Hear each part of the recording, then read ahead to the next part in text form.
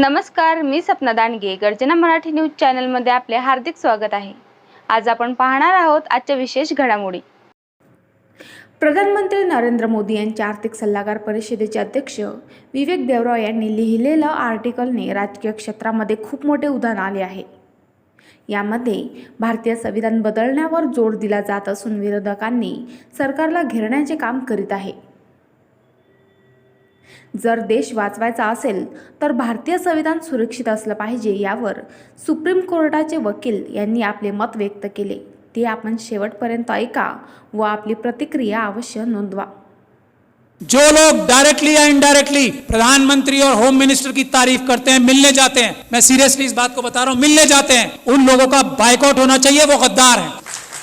क्या बात करेंगे आप आरएसएस के लोगों से जो इस बात को तय कर चुके हैं कि हमें संविधान खत्म करके मनुस्मृति लागू करनी है? उनसे क्या बात करके और क्या समझाएंगे उन्हें सिर्फ ये जाके कह सकते हैं कि हम आपके पैरों में गिर चुके हैं, हम आपकी हर बात मानेंगे, सिर्फ हमें हमारी कम्युनिटी को धोखा देने का रास्ता बता दो. कैसे हम उनसे मीठी मीठी बातें करके, कैसे जज्बाती तकरीरें देके उनको बेवकूफ बनाएं और आपकी मदद करें, ये काम कर रहे हैं जो लोग उनसे मिलने जाते हैं. ये समझ लीजिए आप, उन्होंने सारी इंस्टीट्यूशंस जो हैं हाईजैक कर ली हैं. उन्होंने हम लोगों के, खास तौर पे एससी एसटी, माइनॉरिटीज और ओबीसी के जितनी टॉप लीडरशिप है सब हाईजैक कर ली. इस बात को जब तक हम तस्लीम नहीं करेंगे हम एक कदम आगे नहीं बढ़ा पाएंगे. अपने अंदर से गद्दारों को आइडेंटिफाई नहीं करेंगे हम एक कदम आगे नहीं बढ़ा पाएंगे.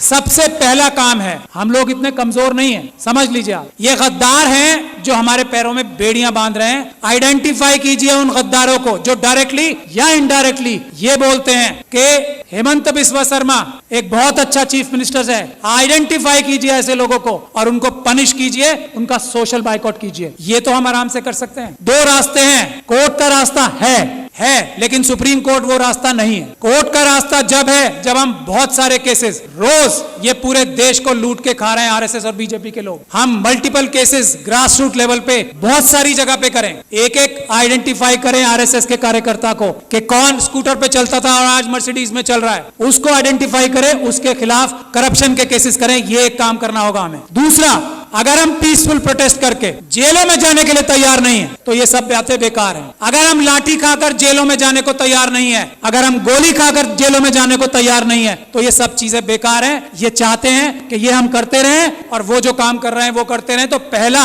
रेजोल्यूशन ये होना चाहिए कि हमें अपने देश को अगर बचाना है, संविधान को अगर बचाना है तो हमें जेल जाने के लिए तैयार रहना पड़ेगा. और जेल जाने वालों में सबसे पहला नंबर लीडरशिप का आना चाहिए, क्योंकि हम लोगों को लोग इज्जत करते हैं ना. हमारी ताकत क्या है? आज मुझे लोग इतना पसंद करते हैं, मैं क्या हूं? एक छोटा सा अदना सा वकील हूं. आज लाखों लोग मुझे सपोर्ट करते हैं, वो मेरी ताकत है. नहीं तो मेरी औकात और हैसियत नहीं है कि मैं चूं भी कर जाऊं इन लोगों के सामने. ये समझ लीजिए आप. और ये बात तस्लीम हमारे सारे एमपी एमएलए, बड़ी बड़ी तंजीमों के लीडर्स को करना चाहिए. उनकी अपनी जाती हैसियत और औकात किसी की नहीं है. मैं इस बात को तस्लीम करता हूं. आज अगर हम लोग इतनी जोर से बोल पा रहे हैं तो हमारे पीछे लोगों की ताकत है. उसकी वजह से हमें उन्हें धोखा नहीं देना चाहिए. जो अपने आप को जितना बड़ा लीडर समझता है उसे जेल जाने के लिए, गोली खाने के लिए, लाठी खाने के लिए सबसे पहले तैयार होना चाहिए.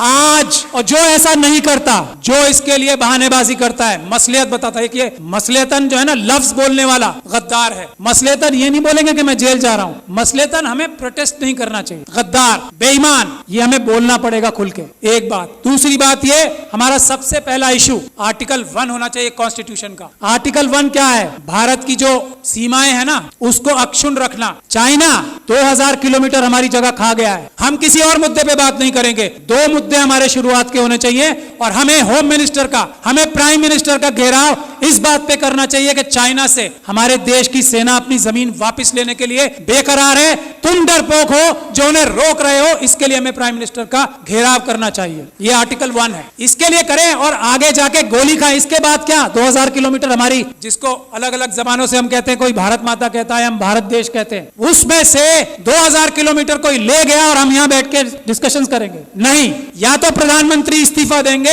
या वो 2000 किलोमीटर वापस लेंगे, नहीं तो हम मार्च करके हम खुद जाके वापस लेंगे. ये हमारा पहला एजेंडा होना चाहिए. दूसरा एजेंडा इस वक्त जो है वो है मणिपुर। अगर मणिपुर के लिए हम लोग प्रधानमंत्री का घेराव नहीं करते, प्रधानमंत्री और होम मिनिस्टर डायरेक्टली इन्वॉल्व है मणिपुर में जो हो रहा है। यहाँ मणिपुर के लोग बैठे हैं, अरामबाई तेंगुल, मेतेई लिपुम, ये दो संगठन है आरएसएस के जिन्होंने ये सारा कारनामा अंजाम दिया है। अमित शाह साहब के साथ मिलके जिन्होंने ये सारा कारनामा अंजाम दिया है, चीफ मिनिस्टर बीरेन्द्र सिंह के साथ मिलके मेटिकुलस प्लानिंग से एक एक काम हुआ है। वहां पे कुछ भी स्पॉन्टेनियस नहीं हुआ है। जब तक हम इस बात के लिए कार्रवाई नहीं करेंगे, और ये जो सुप्रीम कोर्ट में कार्रवाई अभी चल रही है उससे कुछ होने वाला नहीं, कुछ नहीं होने वाला। मैं एज लॉयर सुप्रीम कोर्ट आपको बता रहा हूं, कुछ नहीं होगा। बात 1-2 महीने में आई गई हो जाएगी। उन लोगों के साथ वहां ज्यादती होगी। आरएसएस और बीजेपी पाकिस्तान और चाइना के साथ मिलकर नॉर्थ ईस्ट और सारे बॉर्डर लाइन एरियाज को कमजोर कर रही है। ये हमारी जिम्मेदारी है। आर्टिकल 1 नंबर 1 बचाना सबसे पहले। मणिपुर के लिए हमें जाना चाहिए डेलीगेशन बना के, और सच्चाई सामने लानी चाहिए कि आरएसएस ने, अमित शाह साहब ने और चीफ मिनिस्टर ऑफ मणिपुर ने ये प्लानिंग करके अपने काडर्स से कराया है। कोई मैती समाज ने नहीं किया है, उनके काडर्स ने किया है। गुड़गांव में और नूह में उनके काडर्स ने सब किया है। गुजरात में उनके काडर्स ने सब कुछ किया है। और दिल्ली के दंगों में हमने ये एस्टैब्लिश कर दिया है कि आम आदमियों ने कुछ नहीं किया, उनके काडर्स और उनके भ्रष्ट पुलिस अधिकारियों ने ये सब काम किया है। यही हमें करना पड़ेगा। मणिपुर के लिए प्लान बनाइए कि हम लोग वहां जाएं और एक्सपोज करें कि मणिपुर में क्या हो रहा है, क्या हो रहा था और क्या हो रहा है अब। और उसमें अमित शाह साहब सबसे बड़े चाणक्य हैं। उनको अरेस्ट कराने के लिए जब तक हम कोई कार्रवाई नहीं कर पाते, मणिपुर का कुछ भला नहीं हो सकता। मैं ये बात दावे और गारंटी से कह रहा हूं। He is the main mastermind, mister Amit Shah. वो वहां जाके बैठे ही इसलिए थे कि उन्होंने ये सब प्लानिंग करनी थी कि सब कुछ ठीक चल रहा है या नहीं। वरना भारत के होम मिनिस्टर में इतनी ताकत होती है, चेयर में, चाहे कोई डफर भी बैठ जाए उस पे। अमित शाह साहब की बात नहीं कर रहा हूं, ये डफर वर्ड उनके लिए इस्तेमाल नहीं किया मैंने। अगर कोई डफर भी बैठ जाए, भारत के होम मिनिस्टर की चेयर में इतनी ताकत होती है कि सब शांति वहां पे एक दिन में हो जाए। लेकिन जो होम मिनिस्टर वहां अपनी प्लानिंग ही करने गया था, इंप्लीमेंटेशन देखने गया था गुजरात मॉडल की, वो उससे क्या उम्मीद करते हो? आज तक किसी आदमी ने यह बोला है कि Amit Shah is the main mastermind of Manipur? नहीं बोला। यही हमारी कमी। तो मेरी यही गुजारिश है, एक तो जेल जाने के लिए जो लोग तैयार हैं, गोली खाने के लिए जो लोग तैयार हैं, लाठी खाने के लिए जो लोग तैयार हैं, वही बोले कि मैं लीडर हूं, वरना वो गद्दार है। मेरा ये मानना है। बाकी अपनी अलग अलग राय सबकी हो सकती है। यही एक टेस्ट है। अच्छी से अच्छी बात कोई भी कर सकता है। एक से बढ़कर एक स्पीच देने वाले, एक से बढ़कर एक भाषण देने वाले हम लोगों में भी हैं और आरएसएस में भी हैं। जबान की वैल्यू आजकल 0 हो गई। सड़क पे आए, गोली खाएं, तब बताएं कि मैं लीडर हूं, वरना मैं गद्दार हूं। ये बात तय है। मैं गोली खाने के लिए तैयार हूं आज इसी वक्त से।